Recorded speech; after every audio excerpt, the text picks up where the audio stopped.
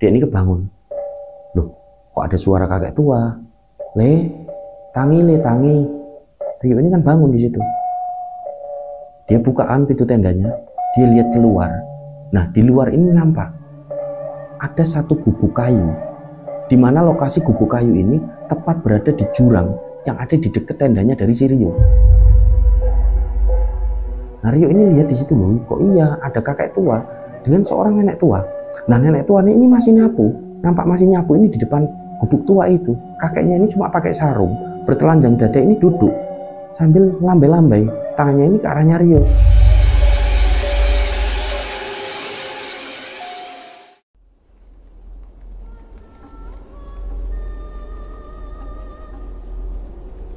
A'udzubillahi minasyaitonirrajim. Bismillahirrahmanirrahim. Assalamualaikum warahmatullahi wabarakatuh.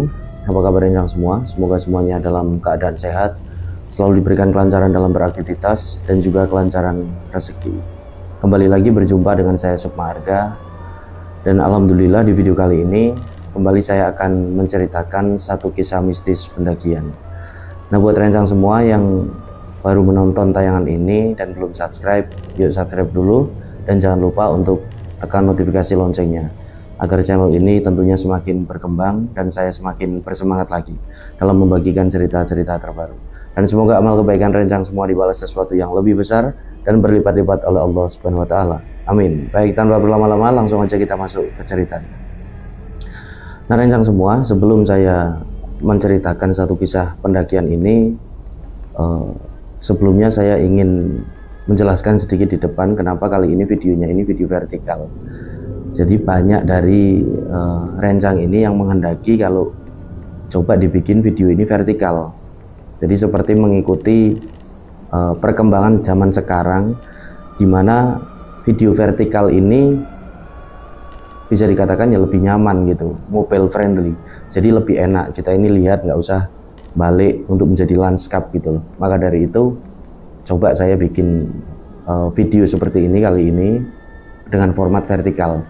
Formatnya ini nggak landscape. Jadi itu sedikit penjelasan saja. Barangkali rencang semua ini nantinya bertanya, ini kok kenapa videonya jadi seperti ini? Apa udah nggak niat bikin video dan lain sebagainya? Nggak seperti itu. Jadi lebih kepada masih menganalisis saja, masih riset saja. Lebih nyaman mana, dan rencang semua bisa menuturkannya, menuliskannya di kolom komentar. Oke, untuk kisah kali ini dibagikan oleh satu rencang kita yang namanya Rio. Jadi Rio di tahun 2017 ini sempat mendaki ke Gunung Merbabu via Wekas dengan dua temannya. Jadi dua temannya ini namanya Edo sama Tias. Nah, total ini mereka berangkat ke Merbabu via Wekas ini bertiga berarti. Dan mereka semua ini berasal dari Surabaya. Jadi waktu itu ceritanya lagi liburan semester dari perkuliahan mereka, dan mereka ini berniat untuk mengisi aktivitas liburan itu dengan aktivitas naik gunung, pendakian itu. Jadi karena memang mereka bertiga ini udah sering kali gitu loh naik turun gunung bersama-sama, dan kebetulan pula mereka ini ya bisa dikatakan sudah bersahabat cukup lama semenjak mereka ini duduk di bangku SMA. Nah, waktu itu kan musim-musim liburan, jadi mereka ini setelahnya bersepakat untuk naik ke Merbabu via Wekas itu yang ada di sekitaran Magelang. Singkat cerita, hari yang disepakati ini tiba, hari pendakian itu. Mereka berangkat dari rumahnya masing-masing, ngumpul, lalu mereka menuju ke satu terminal yang ada di kota Surabaya, namanya adalah Terminal Bungurasih. Ya, Terminal Bungurasih. Mereka bertiga ke sana. Nah, sampai di terminal ini mereka cukup kaget, dikagetkan dengan kondisi terminal ini yang ya bisa dikatakan sangat-sangat ramai dengan calon penumpang bis ini. Karena memang itu adalah bertepatan pula dengan bulan-bulan liburan. Jadi banyak ini dari calon penumpang yang akan bepergian kemungkinannya. Nah, mereka ini agak kaget di sana. Rio ini kan sempat bilang sama Edo sama Tias, waduh, ini kok terminal ramai gini, kita dapat tiket nggak? Nah, akhirnya setelah mereka ini melihat fenomena seperti itu, mereka ini kan langsung berusaha untuk nyari tiket di situ. Mereka nyari tiket. Mereka sampai di sana ini ya sekitaran malam, karena memang mereka bertiga ini berencana berangkat malam biar sampai di Magelang ini pagi gitu. Jadi mereka akan ke Solo dulu, dari Solo mereka naik lagi sampai di Magelang. Jadi mereka ini akan sampai di sana di pagi hari itulah. Jadi mereka ini bisa langsung naik nantinya. Itu rencana mereka. Nah akhirnya mereka nyari di situ tiket. Mereka ini udah berusaha nyari tiket ini, tapi mereka ini nggak dapat. Jadi benar-benar bus ini penuh waktu itu.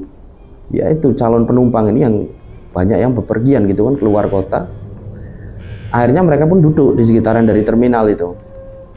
Nah Rio ini kan bisa dikatakan sebagai leader lah dari si Edo dan Tias ini. Seringkali kalau naik gunung si Rio ini memang leader dari mereka berdua. Rio ini duduk, dia ini wajahnya agak murung di situ. Terus dia ini bilang sama Edo sama Tias, ini gimana ya, kok kita nggak dapet tiket? Ini kalau gini caranya, aku agak males ini untuk berangkat, kata si Rio.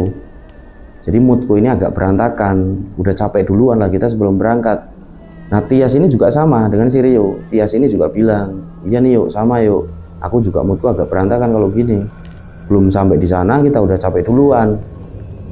Nah Edo ini bilang di situ sama mereka berdua, terutama dengan si Rio kan yang biasa jadi leader. Si Edo ini bilang, yuk kamu ini yuk jangan kayak gitu. Kamu ini kan sebagai leader, kamu ini kan biasa yang mimpin kami. Kalau kamu udah down kayak gitu, terus gimana anak buahmu, anggotamu ini gimana? Kalau memang kamu udah moodnya berantakan, kamu udah nggak niat buat berangkat kan, lanjutin pendakian ke Merbabu, ya mending nggak usah. Itu kata si Edo. Nah Rio ini agak mikir di situ akhirnya, kemudian dia ini bilang, ya bener juga sih Dok, kalau aku kayak gini ya aku salah juga. Yus lah, di ngapura ya aku sepurane, aku minta maaf karena aku memang ya mungkin kecapean aku jadi kayak gini. Terus gak apa-apa, terus kamu gimana? Tanya lagi si Edo ini, diyakinkan kan si Rio ini. Udah kita semangat lah, kita berangkat, jawab si Rio. Kita tetap berangkat ke Merbabu. Ayo kita cari tiket lagi. Cari lagi mereka tiket di sekitaran dari terminal Lambung Rasa itu. Tapi setelah dicari lagi ini nggak dapat lagi. Sedangkan waktu ini udah menunjukkan malam hari, gitu kan. Tapi terminal ini masih nampak ramai. Akhirnya mereka duduk-duduk di sekitaran dari terminal itu. Nah ada masukan dari si Edo waktu itu. Ini gimana kalau kita langsung ke agennya aja, agen base-nya, nggak usah di terminal. Nah si Rio sama si Tias ini setuju, masuk akal juga itu, ayo kita ke sana aja. Akhirnya mereka bertiga bersepakat kan ke salah satu agen dari perusahaan otobus, nggak disebutkan di sini PO-nya apa, pokoknya mereka ke sana. Mereka bertiga akhirnya ke sana. Barangkali mereka bisa dapat tiket ketika langsung ke agennya kan, ke PO-nya itu, mereka ke sana. Nah sampai di sana mereka juga nggak dapat tiket, udah penuh semuanya. Akhirnya mau nggak mau mereka di situ dulu, mereka duduk-duduk kan di sekitaran dari agen base itu yang kebetulan juga rame banget, dan di sana udah banyak sekali tiker-tiker ataupun kardus-kardus ini yang digelar gitu loh. Jadi karena untuk istirahat para calon penumpang yang mau naik bus yang nggak dapat tiket dan lain sebagainya gitu, mereka juga ikut-ikut duduk di situ. Sampai pada akhirnya nggak kerasa ini mereka tertidur karena kecapean. Dan waktu tertidur itu entah di jam berapa, pokoknya udah malam banget. Nah mereka bertiga ini tertidur nggak kerasa. Dan singkat cerita, mereka bangun-bangun ini di sekitaran jam 3:30 pagi, udah hampir subuh itu mereka bertiga bangun. Yang pertama bangun ini si Tias, yang cewek itu kan. Tias ini langsung bangunin si Edo sama Rio di situ. Bangun-bangun, ayo bangun, kita ketiduran. Nah si Edo sama Rio ini bangun, lihat jam itu, loh kok 3:30, udah 3:30. Gimana ya kita ini? Ya nggak tahu, aku juga ketiduran, capek kita. Yus, ayo kita cuci muka, terus langsung cari tiket aja. Kita masih tetap berangkat kan? Nah, tanya si Rio itu. Ya kita tetap berangkat aja. Nah akhirnya cari tiket mereka. Nah alhamdulillahnya ada satu bus yang kosong. Nah ketika mereka mau bayar tiket di agen itu, agennya ini bilang, nanti aja mas, di dalam bis aja bayar tiketnya. Pokoknya kalian cepet-cepet ya naik, karena kami ini nggak bisa untuk layani tiket di sini. Pokoknya yang cepat sampai di bisnya duluan, ya nanti dapat bangku, dapat tempat duduk, langsung kalian bayar aja dalam bisnya. Oh gitu ya Pak? Iya, karena ya kayak gini Mas, kami kalau mengatasi hal yang bludak kayak gini bingung soalnya, kata yang jaga agen bis itu. Bapak, nurutlah mereka. Sudah Pak kalau gitu, terima kasih. Nah Rio ini langsung ngajak Edo sama Tias ini untuk ke toilet terlebih dahulu. Mereka bersih-bersih. Setelah bersih-bersih, mereka ini ambil air wudhu.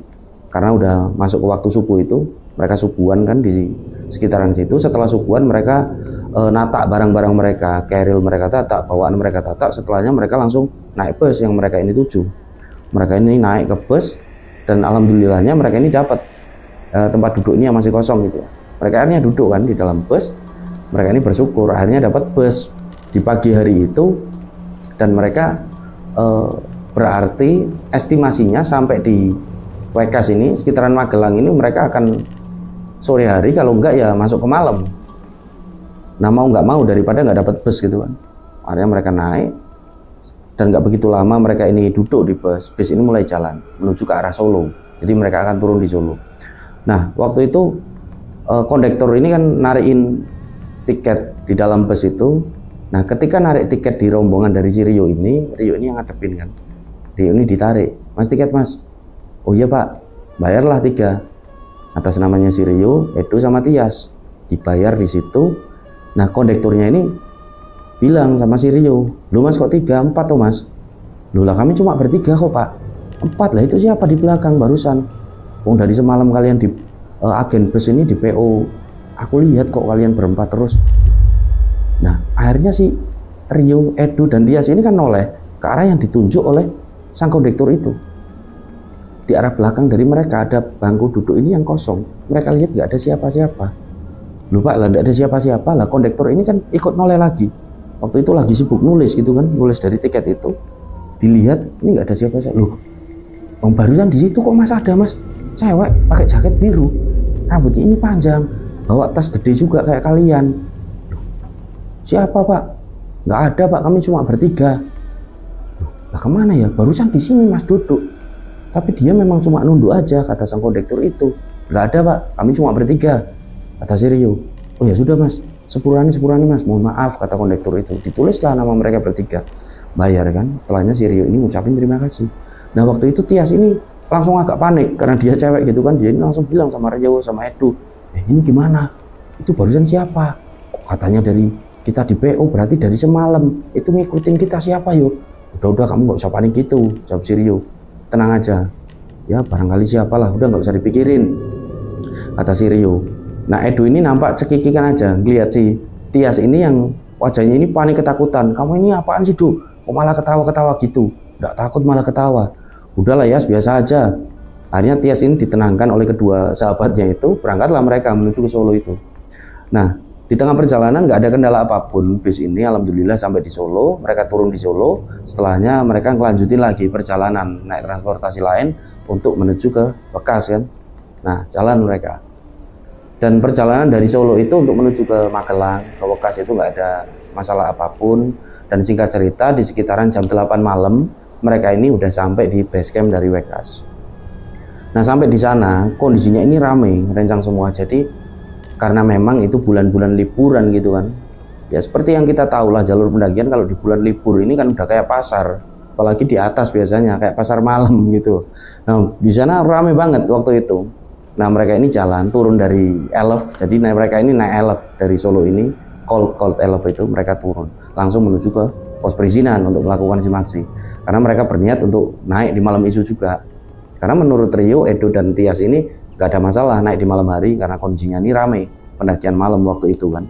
Maka dari itu mereka memutuskan untuk naik di malam itu juga. Nah mereka jalan menuju ke pos perizinan. Mereka ini akan bayar kan, biasa Rio di situ kan yang mau bayar, yang jaga ini bapak-bapak. Rio bayar 3 simaksi itu. Bapak-bapak ini 4 mas kok 3. Kaget lagi, kok sama dengan kondektur tadi. Loh pak, kami cuma bertiga, kata si Rio. Bertiga apa? Itu di belakang sampean barusan. Loh, kok nggak ada mas?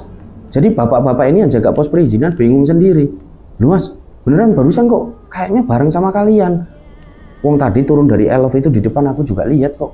Turun sama kalian, pakai jaket biru, rambutnya panjang. Dek, di situ kan si Rio, Edo sama si Tias. Loh, kok sama dengan yang dikatakan oleh sang kondektur tadi? Bingung mereka ini. Enggak pak, kami cuma bertiga. Nah si Rio ini bilang barangkali dari rombongan lain pak, menenangkan yang jaga pos perizinan itu. Oh ya bisa jadi mas, berarti kalian cuma bertiga? Iya cuma bertiga pak. Oh ya sudah, nulis kan daftar simaksi itu. Setelahnya mereka bayar tiket, mereka pun langsung memutuskan untuk berangkat di malam itu juga. Setelah ngurus simaksi itu mereka ya agak beristirahat sebentar lah, Si Rio sama Edo ini ngerokok satu batang, setelahnya mereka ini berangkat di sekitaran jam setengah 9 malam. Jalan mereka. Nah, jadi rencana mereka rencang semua. Mereka ini akan naik via Wekas itu dan nantinya akan turun via Selo. Jadi seperti yang kita tahu di Gunung Merbabu memang banyak jalurnya gitu loh, dan bisa lintas jalur. Dan hal itulah yang dirancanakan oleh si Rio, Edo, dan Tias ini ketika naik ke Merbabu. Jadi mereka naik via Wekas, nanti turun akan via Selo. Jadi mereka akan lintas jalur. Nah, jalanlah mereka ini dari Posimaksi itu, mereka jalan masuk ke jalur pendakian. Jadi sebelum ke jalur pendakian utama, mereka ini melewati banyak rumah-rumah warga. Kemungkinan rencang semua yang sudah sering kali naik lewat jalur Wekas ataupun sudah pernah lewat jalur Wekas ini tahu ya. Jadi pertama kali kita jalan ini sebelum ke masuk jalur pendakian utama kan kita menemui banyak rumah warga, di mana rumah-rumah warga ini dibentuk sebagai warung gitu. Jadi banyak sekali yang punya warung ini menawari mereka ketika naik gitu. Ayo mas, nasinya, kopinya, tehnya, mampir dulu. Jadi ditawari sempat. Waktu itu Edo ini bilang sama si Rio, yuk langsung jalan aja. Awalnya karena Rio ini ngajak mereka untuk mampir ke salah satu warung untuk ngopi dulu. Tapi menurut Edo ini nanti kelamaan di jalur kemalaman, udahlah nanti aja. Kalau kita udah bikin tenda di pos 1 rencana mereka kan, kita baru nanti ngopi aja di sana daripada nanti kelamaan ini di jalur pendakian. Akhirnya nurut si Rio ini, jalanlah mereka bertiga. Jadi jalannya ini masih berupa rumah-rumah warga, belum masuk ke area hutan. Mereka jalan. Jadi mereka ini jalan dengan berbekal peta pendakian yang mereka dapat dari pos perizinan tadi, Simaksi, ketika mereka Simaksi. Jadi dapat seperti lembaran fotokopian yang berisi ini peta pendakian dari via jalur Wekas itu. Dilihat di situ sama si Rio. Rio ini sempat tanya sama Edo, karena kondisinya mereka bertiga ini belum pernah lewat jalur itu sebelumnya. Si Rio ini tanya sama Edo, ya diskusi lebih tepatnya lah. Dok, ini dok, sini dok, coba lihat. Dilihat kan petanya itu, ini kita nanti lewat ada 2 pemakaman berarti. Dilihat kan di peta sama Edo, oh iya berarti kita lewat 2 pemakaman. Jadi memang kalau lewat Wekas rencang semua, kita akan melewati 2 pemakaman. Yang pertama ini pemakaman umum, TPU itulah. Yang kedua ini tempat pemakaman, ya bisa tak katakan ini pemakaman khusus. Karena satu pemakaman ini kenapa tak namain khusus? Karena itu hanya satu makam gitu loh. Dan itu konon katanya adalah sosok yang dulunya ini babat alasnya dari wilayah situ. Jadi makamnya ini seperti makam yang dikeramatkan gitulah. Nah, waktu itu Tias ini sempat menyahut di situ kan. Loh, berarti kita lewat kuburan ini. Iyalah, lah emang kenapa ya? Tanya itu. Ya serem berarti. Enggak lah, biasa aja. Udah kamu ini nggak usah yang aneh-aneh, nggak mikir. Udah jalan aja. Jalanlah mereka bertiga ini. Jalurnya ini belum banyak pepohonan. Sampai pada akhirnya mereka ini pun melewati pemakaman umum itu. Nah, waktu itu Tias ini sempat bisik-bisik sama Edo, sama Rio kan. Itu coba lihat, itu pemakaman umum, gelap bener ya. Kok bisa di jalur pendakian ini ada pemakaman umum, kata si Tias.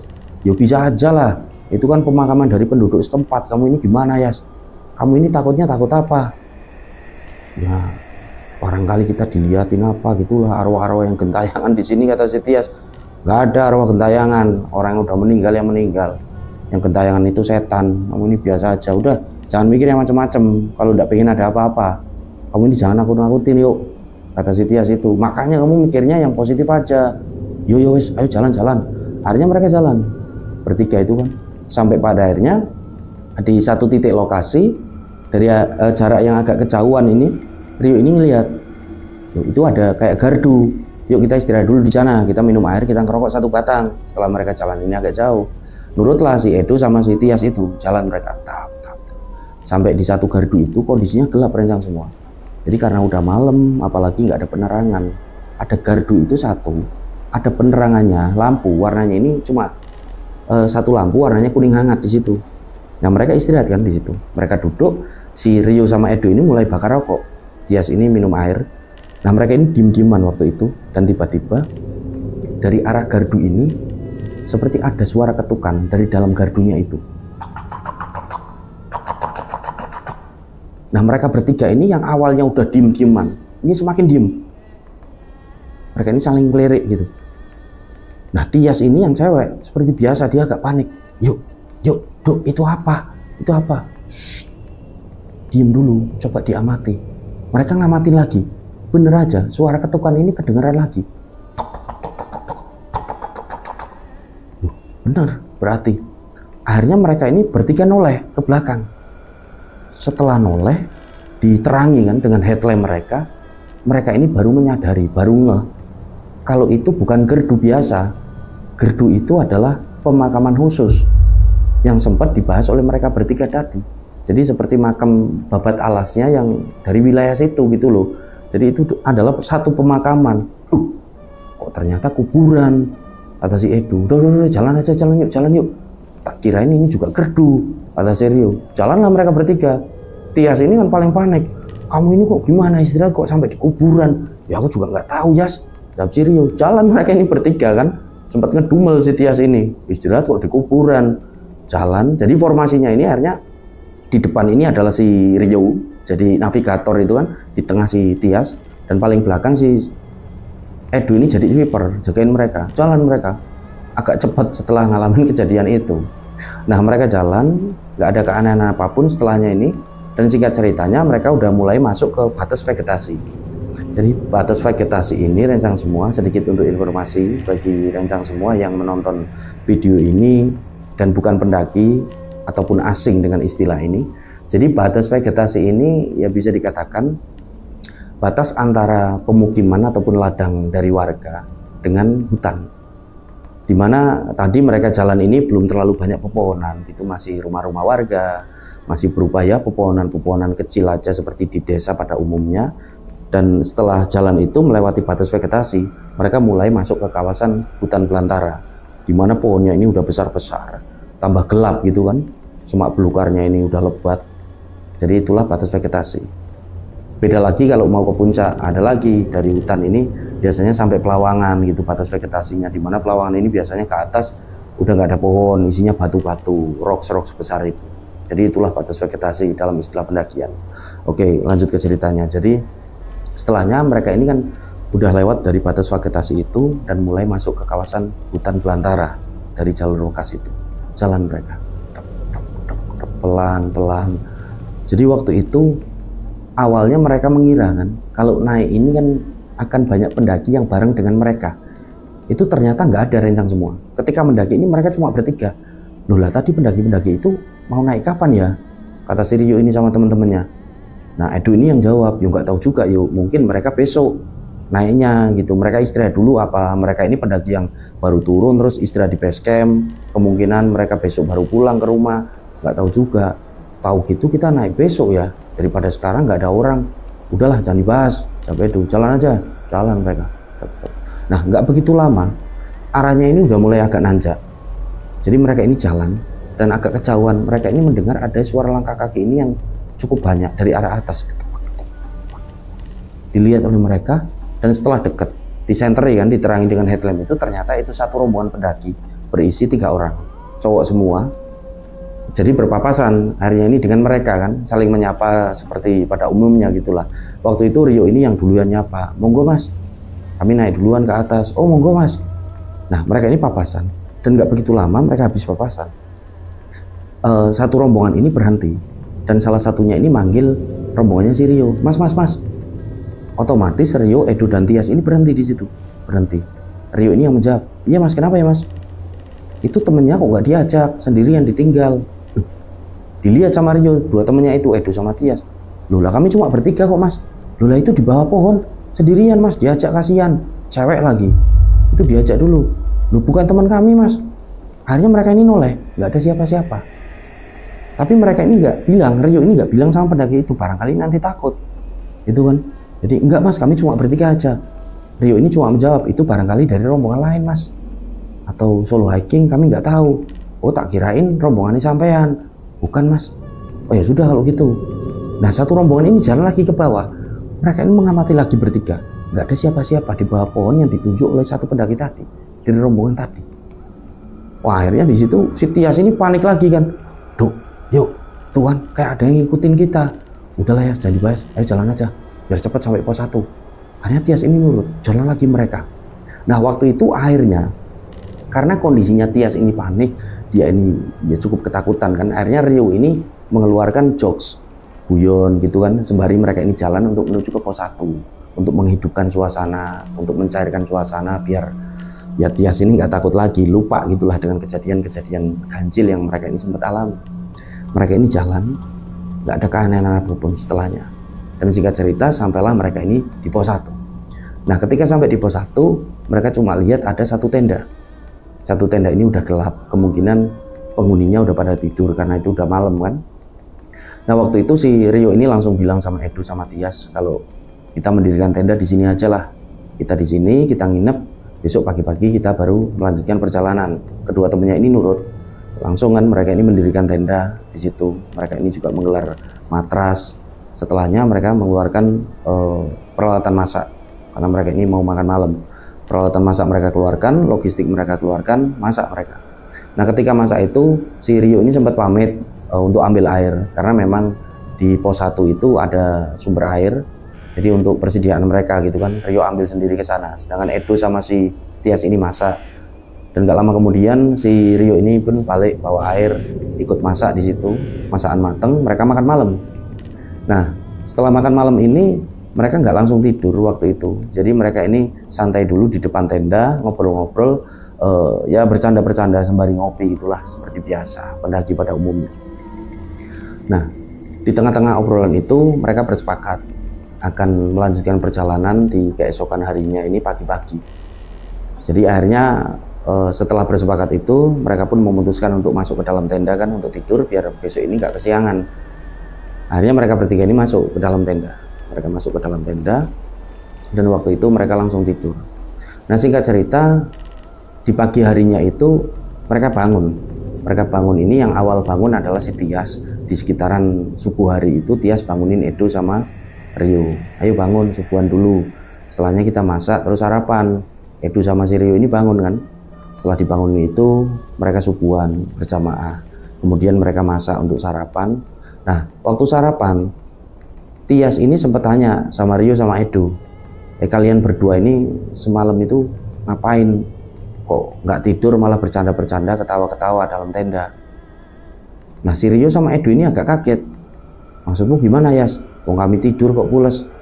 Loh, aku ini juga tidur tapi tidur ayam, kata Tias. Aku ini dengar kalian ini kok kayak ngobrol, bercanda terus ketawa-ketawa.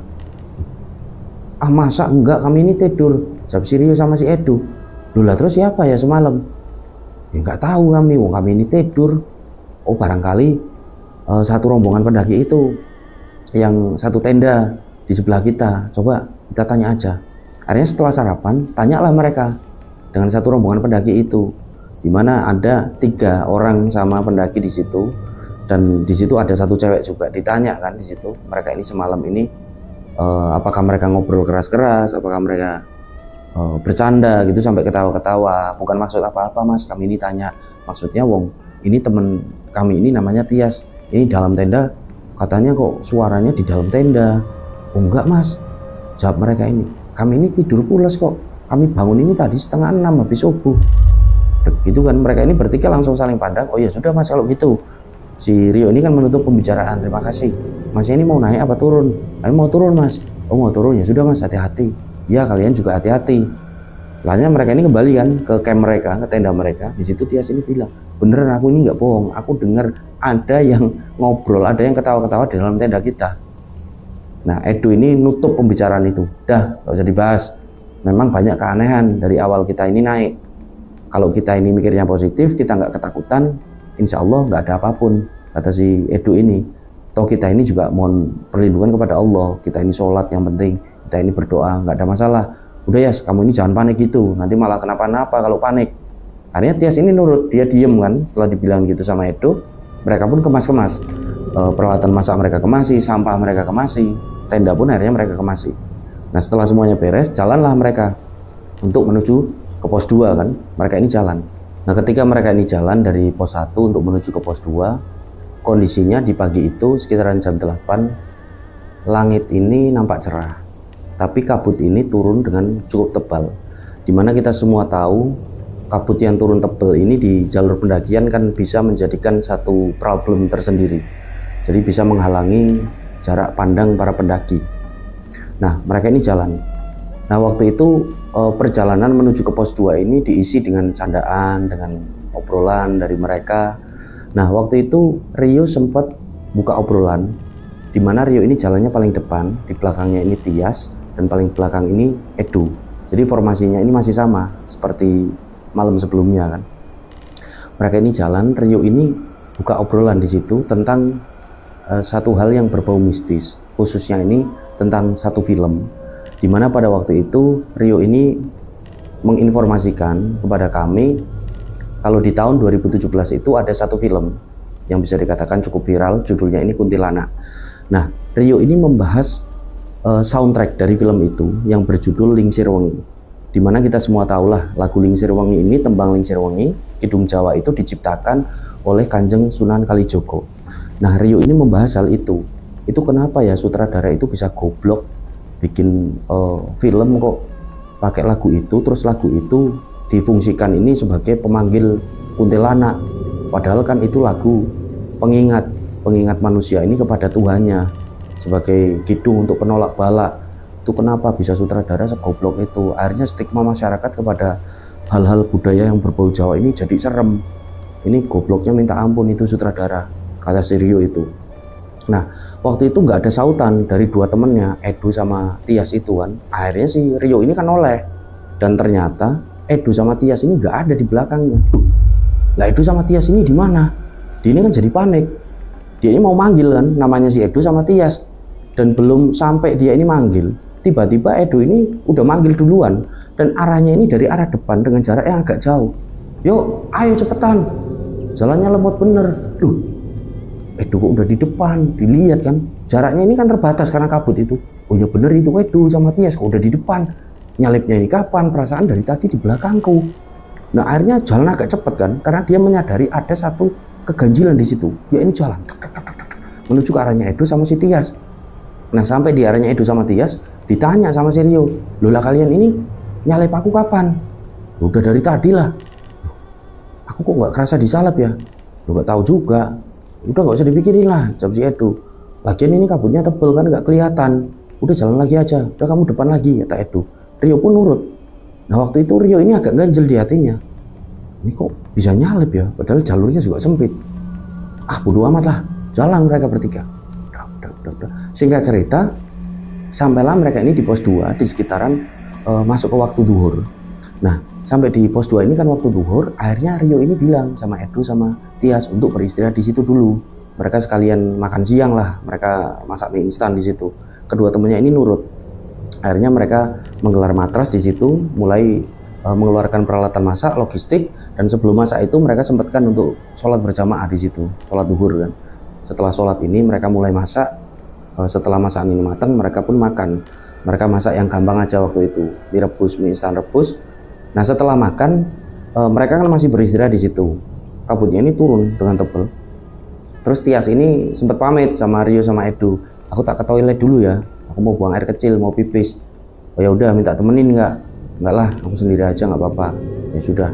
Akhirnya tes ini jalan.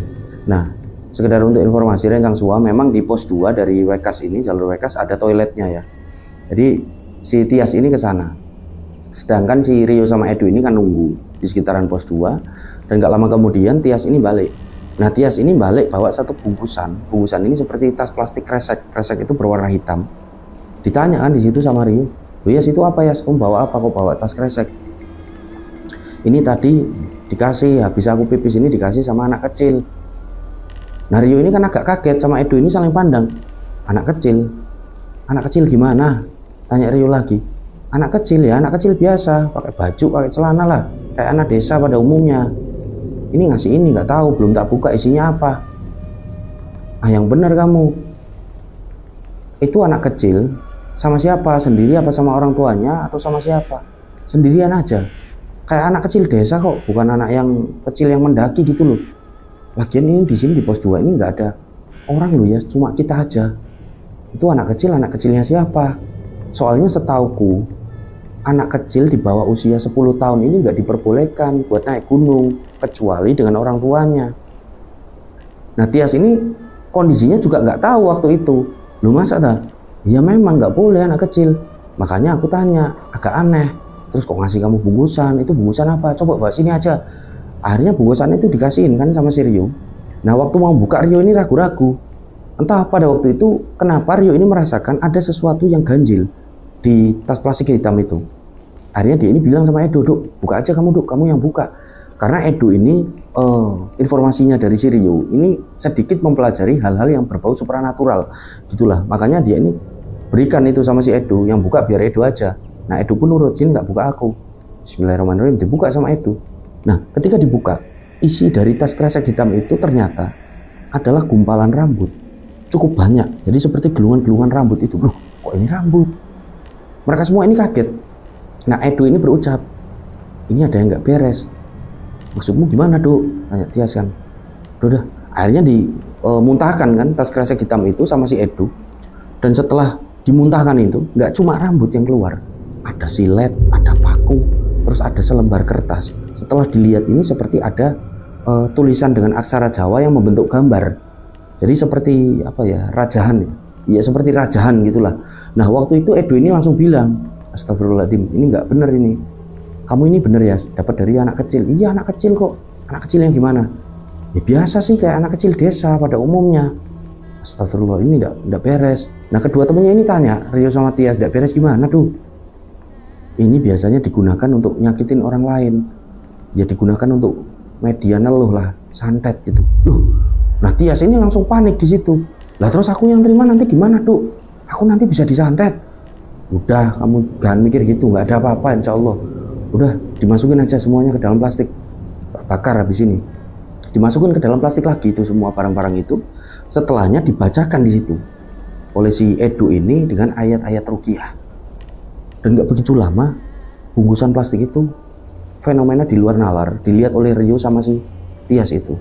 Plastik itu kebakar dengan sendirinya dan habis, nggak menyisakan apapun.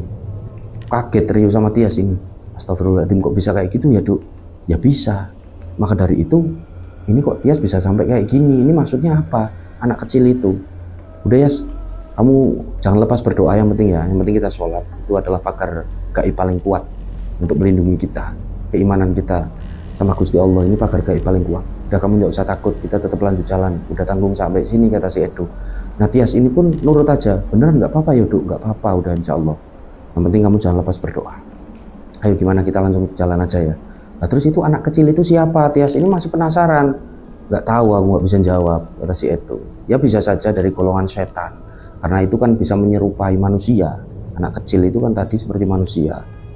Ya kemungkinan golongan setan yang bisa menyerupai itu. Udahlah, nggak usah dipikirin. Ayo kita jalan. Bismillah, nggak ada apa-apa. Nurutlah si Rio sama Tias ini. Jalan mereka bertiga dari pos 2 itu kan. Mereka jalan. Nah mereka ini jalan pelan. Nah beruntungnya di hari itu pendakian menuju ke atas ini ramai rencang semua. Jadi mereka ini dibarengi setelahnya ini dari pos 2 itu oleh banyak pendaki. Yang nyusul ini kemungkinan dari pos 1, dari base camp itu jalannya cepat. Jadi nyusulin mereka.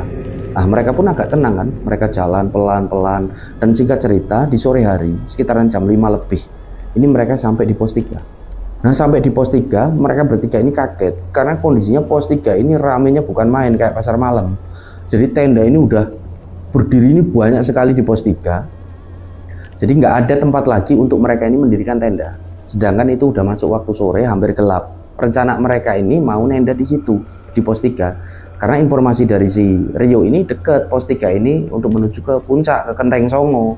Ini udah deket, makanya mereka rencana ngecamp di situ. Tapi berhubung ini full semuanya di situ, nggak ada tempat lagi. Mereka ini kan kaget, bingung. Ini udah kayak pasar malam, kata si Rio sama teman-teman kan. Sampahnya ini banyak sekali di situ. Nah akhirnya bingung kan mereka di situ duduk. Di situ akhirnya Rio sebagai leader ini mengambil keputusan, wes gini aja wes, kalian berdua di sini, kalian ya istirahat dulu lah, bikin kopi apa ngobrol sama pendaki yang lain dulu, kenalan silaturahmi. Aku tak cari tempat dulu, tak agak naik ke atas, barangkali masih ada. Nah akhirnya dua temannya ini si Edo sama Tias setuju. Mereka di situ, sedangkan si Rio ini naik kan, jalan lagi agak ke atas dikit. Dia jalan sampai pada akhirnya Rio ini nemuin satu tempat ini agak landai rencang semua, tapi kondisinya ini di punggungan bukit gitu kan. Jadi bahaya sebenarnya, kiri kanannya ini jurang karena itu punggungan. dan satu tempat landai itu hanya cukup untuk satu tenda. Nah, tapi mau nggak mau, setelahnya Rio ini kan ke atas lagi dikit udah nggak ada tempat ya, mau nggak mau harus di situ kalau mereka ini mau ngecamp kan. Nggak mungkin kalau mereka ini ke puncak karena tidak diperbolehkan untuk mendirikan tenda ini di puncak gitu. Si Rio ini balik lagi ke tempatnya si Edo sama Tias, mengutarakan kalau dia ini udah dapat tempat tapi tempatnya gini. Udah nggak apa-apa wes, kata si Edo sama Tias, ayo kita ke sana aja. Jalanlah mereka ke tempat yang tadi ditemukan oleh si Rio ini. Sampai di sana Edo ini kaget, aduh kok di punggungan yuk ini bahaya yuk. Nah maka dari itu aku makanya tanya kalian dulu ini gimana enaknya. Di bawah bener-bener udah nggak ada ini di pos 3. Bingung mereka, ya mau nggak mau akhirnya mereka pun mendirikan tenda di punggungan itu kan, di satu lokasi yang kiri kanannya ini jurang. Ya udah yang penting kita hati-hatilah, mereka mendirikan tenda. Tapi jangan sampai ditiru ya rencang semua karena ini bahaya. Kalau di pos 3 ini kan masih banyak pepohonan, untuk terpaan angin ini nggak sampai ke tenda mereka. Kalau di punggungan bahaya, kalau ada badai ada angin ini bahaya, tenda ini bisa kawur, bisa terbang, itu bahaya, jangan ditiru. Nah akhirnya mereka mendirikan tenda di situ. Setelah tenda berdiri, waktu itu maghrib, udah masuk ke maghrib, mereka pun sholat berjamaah. Setelah sholat seperti biasa kegiatan diisi dengan masak, mereka makan, mereka ngobrol gitu kan, santai-santai ngopi di depan tenda itu sampai nggak kerasa di sekitaran jam 10 malam, udah masuk jam 10 malam. Akhirnya mereka pun memutuskan untuk tidur karena mereka pagi hari ini sebelum subuh gitulah, mereka ini akan summit gitu, mereka akan summit ke puncak karena jaraknya ini dekat ke Genteng Songo. Nah mereka pun mulai masuk ke dalam tenda. Nah masuk ke dalam tenda ini awalnya nggak ada kejadian yang aneh, kejadian yang ganjil, ini nggak ada rencang semua ketika mereka baru masuk ke dalam tenda. Nah waktu di dalam tenda ini si Tia sama Edo ini nampak langsung tidur karena bisa dilihat mereka ini langsung seperti udah nggak gerak sama sekali dan mengeluarkan suara dengkuran mereka berdua, jadi ngorok. Duh, udah tidur, sedangkan Rio ini belum bisa tidur. Dia ini di situ masih main-main HP-nya. Jadi Rio ini punya kebiasaan kalau HP-nya ini diisi dengan seperti MP3 ludruan Surabayanan gitu loh. Jadi ketika naik gunung dia ini punya kebiasaan mendengarkan ludruk-ludruk itu, banyolan-banyolan ludruk Surabayanan itu. Jadi Rio ini menikmati itu. Semuanya ini udah tidur dua. Nah waktu itu Rio ini seperti mendengar ada suara perempuan ini merintih gitu loh, kayak minta tolong dari arah luar tendanya. Nah awalnya ini sayup-sayup didengerin sama Rio, ini bener nggak yang tak denger ya? Didengarkan lagi kan dengan seksama, ternyata bener. Tolong, aku di sebelah sini, aku di sebelah sini. Nah akhirnya dibukalah pintu tenda itu kan, dilihat keluar ini nggak ada apapun. Ini di mana? Suaranya juga nggak kedengeran. Mbak, dipanggil sama Rio ini. Nah setelah dipanggil ini baru kedengeran lagi. Tolong mas, aku di sini. Nah Rio ini nurut, dia ini jalan. Dia ini menjauh dari tendanya ke arah jurang. Jadi jurang di sebelah kiri dari tendanya ini dia lihat loh, suaranya dari arah sini, bawah jurang. Mbak, di mana mbak? Didengerin lagi sama Rio. Mbak, iya mas, aku di sini mas. Turun mas, turun. Dilihat sama Rio, lah aku turunnya lewat mana mbak? Ini nggak ada akses untuk turun. Mbaknya jatuh apa gimana? Rio ini entah kenapa dia seperti kebingungan waktu itu. Nah perempuan ini menjawab, iya mas aku jatuh, ayo mas cepet turun, tolongin aku. Nah ketika Rio ini entah kenapa pada waktu itu mau nurut, dia ini mau turun gitu ke jurang itu, dia cari jalan. Ada satu rombongan pendaki ini yang lewat, kemungkinan mau muncak di malam itu. Dipanggillah oleh salah satu dari mereka, cowok. Mas, Rio ini kan oleh. Iya mas, ngapain mas? Ini mas, mau nolongin, ada orang mas, tolongin mas, ini mas. Ada satu rombongan ini kan datang. Nah waktu ada satu rombongan ini, Rio ini kan manggil lagi, mbak, ini ada yang mau nolongin, banyak orang. Suara itu nggak kedengaran lagi. Dicari-cari, disenterin, diterangin pakai headlamp, pakai senter tangan, ini nggak ada apapun. Jadi jurangnya ini dalam. Jadi seperti yang kita tahu lah, Merbabu ini kan gawat gitu, jurangnya ini ke bawah loh. Kok nggak ada apa-apa? Mbak, diteriakin, nggak ada suaranya lagi. Nah beruntung Rio ini menceritakan kepada kami waktu itu ada satu rombongan itu. Karena setelahnya satu rombongan ini, entah waktu itu namanya siapa, agak lupa Rio, ini bilang sama Rio, mas kalau ada suara-suara seperti itu nggak usah digubris. Bisa jadi itu wisik mas, bisikan dari setan. mau mencelakakan masnya. Rio ini kan agak kaget, kok bisa ya mas? Ya bisa aja lah mas, namanya juga di alam liar seperti ini, di alam bebas. Udah, kalau ada seperti itu masnya berusaha berdoa aja, gak usah didengerin. Iya mas, awalnya juga aku niatnya mau nolong aja. Ya sudah mas, kalau gitu masnya tendanya di mana? Itu mas di sana. Lah kok di punggungan mas? Ada tempat mas. Oh sama, berarti kayak kami juga akhirnya mutusin buat ke puncak aja. Kami mau ke puncak tapi nggak ngecamp mas di sana, langsung colak-calik aja, langsung tektok gitu sampai puncak. Kami di sana sebentar langsung turun lagi ke base camp. Oh ya sudah mas, kalau gitu hati-hati, kata si Rio. Nah, satu rombongan pendaki ini jalan ke atas. Banyak, satu rombongan pendaki ini ada 9 orangan. Informasi dari Rio. Rio balik ke tenda kan, dilihat jam, udah sekitaran jam 12, sudah tengah malam. Rio ini masuk lagi ke dalam tenda. Akhirnya dia pun memutuskan untuk tidur kan di jam 12 itu. Nah, Rio ini bisa tertidur. Nah, singkat cerita, entah di jam berapa Rio ini terbangun. Dia ini terbangun karena seperti ada yang manggil lagi. Dari tendanya si Rio ini dipanggil oleh sosok kakek tua waktu itu suaranya, informasi dari Rio. Nah, waktu itu Rio ini tidur. Dia ini kebangun. Loh, kok ada suara kakek tua? Le, tangi. Rio ini kan bangun di situ. Dia bukaan pintu tendanya, dia lihat keluar. Nah, di luar ini nampak ada satu gubuk kayu, di mana lokasi gubuk kayu ini tepat berada di jurang yang ada di dekat tendanya dari si Rio. Nah, entah kenapa waktu itu Rio ini seperti nggak menyadari kalau tadi itu adalah jurang. Dia ini seperti terhipnotis gitu loh dengan panggilan dari kakek tua itu. Le, ayo le, Rene le, mampir ning omahe Simbah. Turun ning kene ae, ning omahe Simbah. Oke panganan, anget ning kene. Ayo le, Rene. Nah, Rio ini lihat di situ loh, kok iya ada kakek tua dengan seorang nenek tua.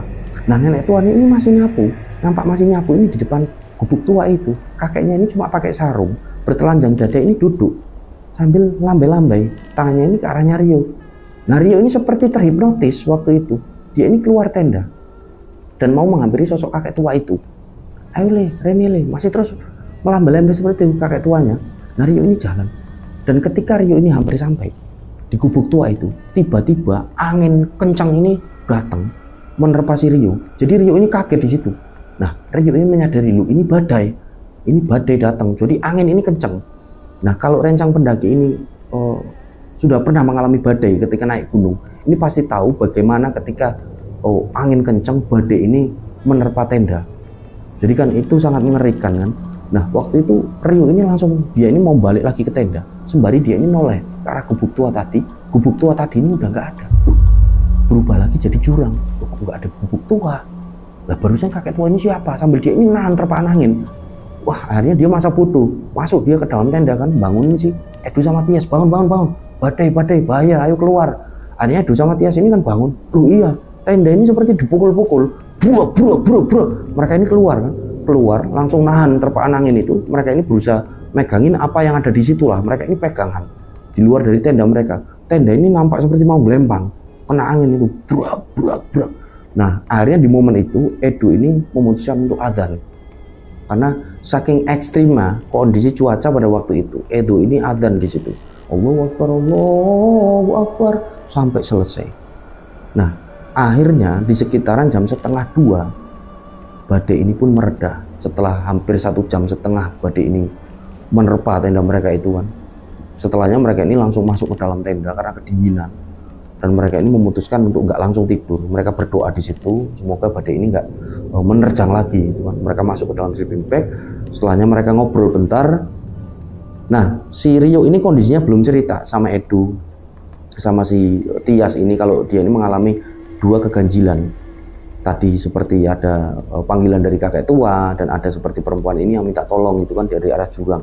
Dia ini belum cerita, besok aja lah tak ceritain. Nah, mereka ini ngobrol-ngobrol kecil tentang hal yang lain, dan setelahnya nggak kerasa mereka ini tertidur. Nah, singkat cerita, di pagi harinya di sekitaran jam 4, ini subuh hari, mereka ini udah bangun semuanya bertiga, karena rencana mereka ini akan summit gitu kan. Habis subuhan mereka akan langsung jalan aja untuk ke puncak, karena jaraknya nggak begitu jauh. Mereka ini udah bangun waktu itu, dan alhamdulillahnya setelah badai ini reda, semalam ini nggak ada badai lagi, nggak ada badai susulan ini, nggak ada. Nah, waktu itu mereka cuma sarapan roti, mereka minum teh hangat aja, setelahnya mereka ini jalan untuk menuju ke puncak. Tenda mereka tinggal di situ, nanti pulang baru mereka ini bongkar. Dan perjalanan mereka dari pos 3 itu sampai di puncak nggak ada kendala apapun, alhamdulillah. Dan singkat cerita mereka sampai di sana. Nah, ketika sampai di puncak di Kenteng Songo, ini kondisinya benar-benar ramai. Banyak sekali pendaki yang ada di sana. Seperti biasa mereka di sana menikmati pemandangan dari puncak, mereka berfoto-foto gitu kan, mereka ini bercanda, berbaur dengan pendaki lain, saling silaturahmi, saling mengenal, dapat teman-teman baru, saudara baru.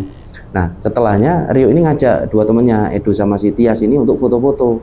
Ayo foto-foto bareng, minta difotoin ini sama pendaki lain.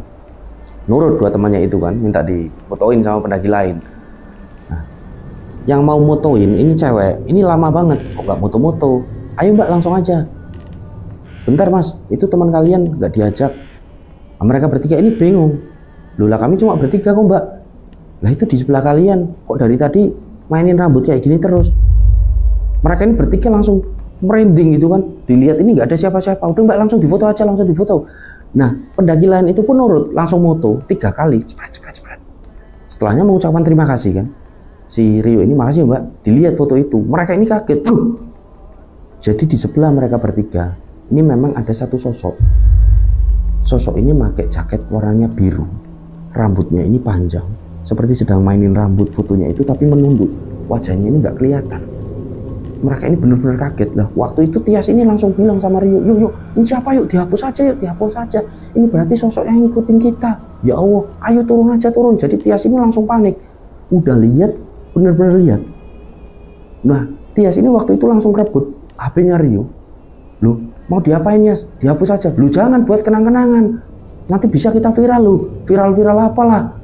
Kamu ini kok malah mikirnya yang viral, kalau bahaya gimana? Nah foto ini dihapus langsung. Mau dihapus sama si Tias itu kan, baru dihapus 2, belum 3 ini udah direbut sama si Rio, sini buat kenang-kenangan. Jadi sisa 1 foto waktu itu, sisa 1 foto. Akhirnya HP ini kan disakuin kan sama si Rio, jangan dihapus semua lah buat kenang-kenangan kita ini pernah ada penampakan gini. Kamu itu aku takut nanti bahaya gimana. Udah tenang aja lah ya, gak ada apa-apa. Edo ini menenangkan di situ. Udah yuk, kita udah puas belum di sini? Edo ini bilang udah ini udah puas. Kata si Rio, ayo jalan turun. Nah mereka pun jalan kan, mereka jalan turun, mereka beres tenda mereka, peralatan mereka, setelahnya mereka jalan turun. Nah mereka ini jalan vianya selo, jadi mereka ini lintas jalur, nggak turun lewat Wekas lagi, mereka vianya selo. Nah di perjalanan turun ini nggak ada kendala apapun, mereka ini lancar-lancar aja, dan jika cerita sampailah mereka di bawah. Nah ketika mereka ini sampai di bawah, mereka ini kan mampir dulu ke satu warung. Mereka ini makan di sana kan, mereka ini beristirahat sebelum balik ini ke Surabaya. Nah waktu itu sempat geger lagi mereka bertiga ini mengenai foto itu kan. Tias ini minta foto itu untuk dihapus. Nah akhirnya ada salah seorang laki-laki di situ, umurannya di atas mereka. Ini tanya dengan mereka, ada apa toh mas, kok rame banget? Ini loh mas, teman saya ini minta dihapus. Kami ini ngalami kayak gini mas, diceritain kan di situ sama Rio. Coba mas lihat fotonya kayak apa, aku kok penasaran, kata laki-laki itu. Ternyata laki-laki itu adalah yang jaga pos si Maxi, jadi orang base camp gitu, orang dalam kan, dilihat. Nah nampak wajahnya ini agak berkerut. Ini aku inget mas, kata laki-laki itu. Nah ini siapa mas? Ini dulu pendaki memang dari mana ya, kalau nggak salah dari Jogja, tapi namanya aku lupa, udah lama banget, udah 10 tahunan lebih lah mungkin. Ini pernah sempat hilang mas memang di sini. Terus waktu ditemukan ini ya udah membusuk gitu loh. Kalau nggak salah dari Jogja, tapi namanya aku lupa. Ini bener mas, ya aku ingat wajahnya ini kayak gini, tapi ya samar-samar memang kayak gini. Tapi yang aku ingat ini jaketnya soalnya mas, jaket sama ya rambutnya itu yang dimainin ini di foto. Ini mirip banget dengan itu ya, wallahu alam, kemungkinan itu kata laki-laki itu kan yang jaga pos perizinan itu dari jalur selo. Nah mereka bertiga ini kaget, tanya kan Rio ini, loh mas, tapi ini kayak udah ngikutin kami loh mas dari Surabaya. Loh kalau itu aku nggak tahu mas, jawab laki-laki itu, wallahu alam ya. Ya menurut saya itu cuma ya setan sih mas ya, yang namanya setan ini kan bisa menyerupai seorang manusia ini dengan ya bisa meruntuhkan akidah manusia. Kalau manusia ini nantinya jadi percaya kalau orang yang sudah meninggal ini bisa arwahnya gentayangan, yang kemungkinan ini setan mas, memang ingin jahil dengan rombongan kalian. Ya sudah, yang penting kalian berdoa aja. Atau udah turun di bawah nggak ada masalah apapun kan. Iya mas, alhamdulillah kata Rio. kemungkinan lu Mas ya, ini pendaki yang dari Jogja itu dulu. Tapi ya nggak mungkin kalau dia ini arwahnya gentayangan. Jadi setan ini menyerupai pendaki cewek ini kemungkinan Mas. Wallahu alam. Udahlah Mas, yang penting kalian udah selamat. Iya Mas, terima kasih penjelasannya. Mereka pun melanjutkan makan. Nah setelahnya mereka bayar dan nggak lama kemudian mereka istirahat bentar dan langsung pulang cari transportasi ini untuk menuju ke Surabaya. Dan alhamdulillah sampai di Surabaya setelah pendakian di Merbabu via Wekas dan turun ini lewat Celo, mereka ini nggak mengalami hal-hal ganjil lagi ketika melakukan pendakian-pendakian selanjutnya. Nah, itulah kisah yang dibagikan oleh satu rencang kita ini yang namanya Rio. Jadi di sini kami bisa menyimpulkan dalam pendakian Rio dan teman-teman ini itu murni adalah kejadian mistis ya rencang semua. Jadi wallahu alam itu adalah seperti Rio ini mengalami bisikan-bisikan gaib, Rio ini mengalami kejadian yang sangat di luar nalar. Jadi seperti yang kita tahu memang ketika kita berada di hutan, ketika berada di gunung, entah ini di laut, di tempat-tempat lembab, tempat kotor, itu kan memang tempat bersarangnya yang disukai oleh setan, golongan setan ataupun jin yang jahil ataupun jahat. Jadi kemungkinan besar itu adalah murni hal mistis yang dialami oleh Rio dan teman-teman. Semoga kisah ini bisa diambil hikmah dan pelajaran, dan sampai berjumpa pada cerita-cerita selanjutnya. Saya Sumarga pamit undur diri. Wassalamualaikum warahmatullahi wabarakatuh. Salam lestari, salam rimba.